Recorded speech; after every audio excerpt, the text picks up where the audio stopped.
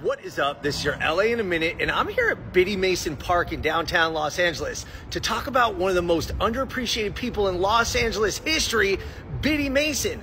Former slave turned one of the most prominent landowners in early Los Angeles. Biddy Mason's contribution to this city can't be overlooked and needs to be celebrated. Let's get into it. In 1818, Biddy Mason was born into slavery in Mississippi. She was bought and sold into families South Carolina, Georgia, until one day a man named Robert Smith bought her and her sister.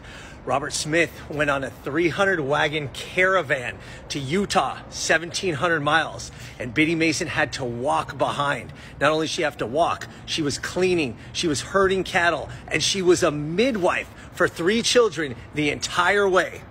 In 1851, Robert Smith made a crucial mistake for his purposes. He traveled to California, where slavery was illegal. Biddy Mason went to court and earned her freedom in 1856 and set out to make a life for herself. And that she did with such an impact. In 1866, after saving up her wages for 10 years, she bought land. This is 1866. It was nearly 100 years before black people could buy land in certain parts of this country. And here was Biddy Mason in Los Angeles, living free and being an entrepreneur. By 1872, she was already a community leader, and she organized the LA First African Methodist Episcopal Church, otherwise known as First AME. That's right, that came from Biddy Mason.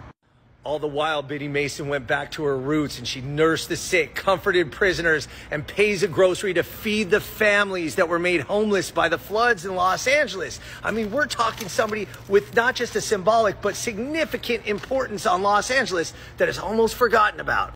All the while, Biddy Mason kept saving her money and amassing more and more property, becoming an entrepreneur and one of the prominent landowners in Los Angeles, including selling land to other black people who couldn't buy land due to redlining at the time in Los Angeles. I'm talking a real pioneer.